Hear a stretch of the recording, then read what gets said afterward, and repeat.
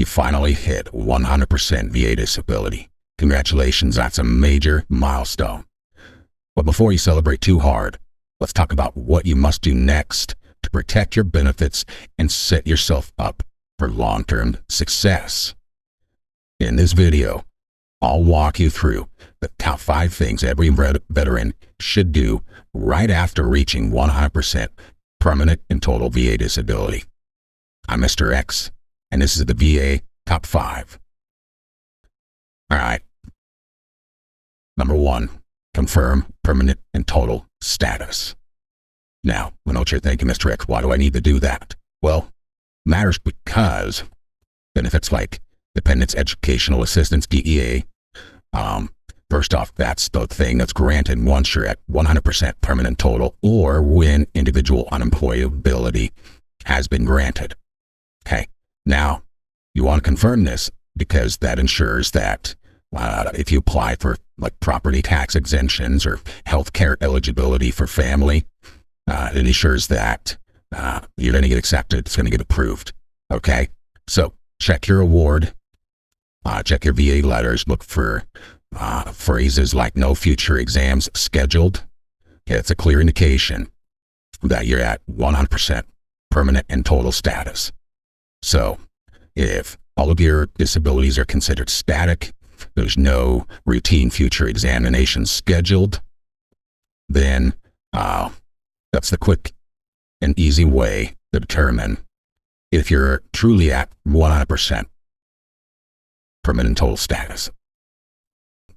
Number 2, what to do next? Apply for state-level benefits. Okay, so each state, depending on where you live, and I'm going to put a link in the bottom that directs you to a website that shows all 50 states. So, apply for state benefits. There can be tax breaks, free hunting, free fishing licenses, education assistant, DMV perks, and it just depends on which state you live in. So, taxes, we all can use a break on taxes. Who doesn't want a free hunting or fishing license? Okay, so go to the website, look at what benefits are available to you in your state. Okay, might as well cash in. All right, tip number 3, update your VA healthcare enrollment. Okay, so enroll or update in your VA healthcare. You're now going to be considered in priority group 1. Okay, now means no copays, expanded care, maybe dental eligibility in some cases, but take advantage of the 0 copays and free prescriptions. As you get older, you're going to seek more health care. Okay, those copays, those visits, and the prescriptions are really going to eat a chunk out of your monthly budget. So, update the VA healthcare. Now, whether you use it or not, it's up to you. I get it. Some people either like it or don't like it, and then that's fine. But in the end, you want that option if you need it or if it's there. Okay, so update your VA healthcare enrollment. All right, tip number 4. Now secure your dependents benefits. That's your spouse and your kids. Okay, so what you want to do is make sure that all of your dependents are appropriately and correctly listed in the VA records. Because now that you're at that 100% disabling and dependents educational assistance has been granted, I mean, just the wording of it explains what it is. Dependents educational assistance. The VA is going to pay for schooling for your kids, college. Now there's some regulations up to how much and how many years and all that other things. I'm not going to get into it on this video, but college is expensive. Okay, I have a daughter who's in college. No, I don't have DEA. It is very expensive. So I tell you this, that if you can, yes, absolutely let the VA pay for your children's education. Anyways, so double check and secure that and verify that your dependents, your spouse, kids are listed on your VA records correctly. All right, tip number 5, and this is probably the biggest one and maybe the most controversial. So protect your rating and know what not to do.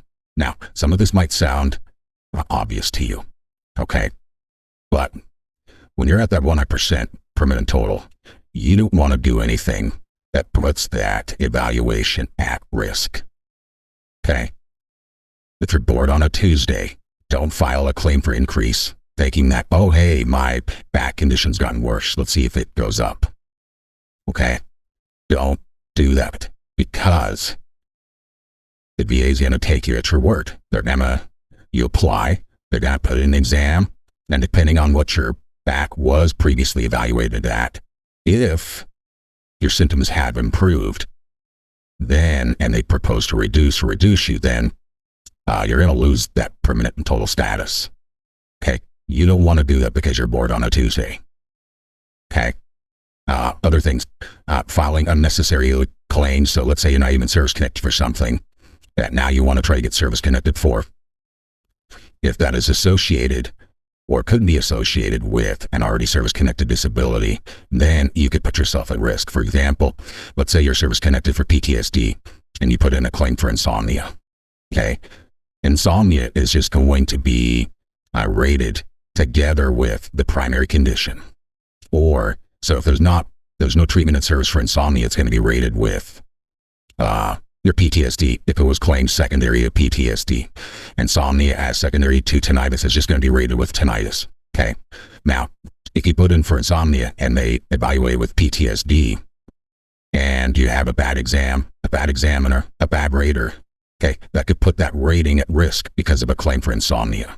So what I would recommend here's the pro tip for you. One of a couple of things. One, after you're granted a permanent total status, part of me thinks to, have a cooling off period. Wait. Okay. Now, saying wait 3 years or wait 5 years, that sounds like a lot, and it is. But if you put in a claim, and then after 3 years or 5 years, you get an exam and it shows improvement, then generally the VA won't reduce you because sustained improvement hasn't been shown, but you have to wait a number of years. 3 is kind of the minimum, but 5 is to be safe. Okay, so don't put it at risk. I'm not going to tell you not to put in for a claim. Okay, that's your business. I'm just here to try to help you handle your business a little bit better. Another thing that I would do, if you're really thinking about putting in a claim for something at that point, is consult with an attorney with your VSO. If they're in it just to say, hey, let's do this, and then sign some BS agreement saying you're going to pay them 30%, they're in it for the money, not to help you. Okay? So I probably wouldn't go with an attorney, but find someone who knows what they're talking about, knows the VA system. Throw me a question down below. I'll do my best to answer it. I can't go into your file. I can't give you those kind of specifics, but I can give you advice as far as, hey, I would wait or not. Okay? You don't want to put a condition at risk. Now, along the way, there may be some other things that you're entitled to depending on what you're service connected for. You could explore those benefits that hopefully shouldn't affect your 100% permanent total. Those additional things are, special adaptive housing or auto grants, if those apply. Those can uplift modifications and that kind of thing. Okay? So, in the end, don't file any unnecessary new claim because it could put your overall 100% permanent and total status at risk. And that is the last thing anyone wants to do. All right, wrapping up this quick top 5. One thing I forgot to mention. When you're confirming permanent and total status, under tip number 1, okay, know the difference between 100% and if TDIU or individual unemployability was granted. Okay, if you're at the 100% permanent total, if you want to, you can go out and get a job, and live your life as you would, okay? There's no income verification as a part of that process. Now, with TDIU, also known as Individual Unemployability, if that is granted, there are some income limitations that you need to be aware of. Because if you go out and get a part-time job thinking, I'm going to go work for 6 months, part-time 20 hours a week, and then something happens and you don't feel like working anymore, the Social Security Administration can send you a letter saying, hey, you are now above the poverty threshold. And they'll send you a letter, generally at the end of the fiscal year. So we're on November timeframe. They'll send you a letter saying, hey, you made more money than you should have. And they're going to ask you to explain it, and they're going to propose to reduce your individual unemployability. I'm telling you all this because you don't want to put that at risk. You need to know the pitfalls and the differences between the two. So if you're at 100%, you're good, you can do what you want. If it's TDIU is granted or individual unemployability, you want to be aware of that. Okay? Other things. Apply for state benefits. Remember, there's the link below. That's going to tell you the benefits of each state, update your health care, secure those benefits for those kids, and protect your rating. When in doubt, ask a question. Let's get it figured out. Don't take any chances. Okay? In the end, drop a comment. Let me know if you hit 100% recently. I reply to every veteran who reaches out. Okay, there's that link I'm going to put below. Please like, subscribe, leave a comment about what you thought or what you would like us to address in the future. I'm Mr. X, and this is the VA Top 5.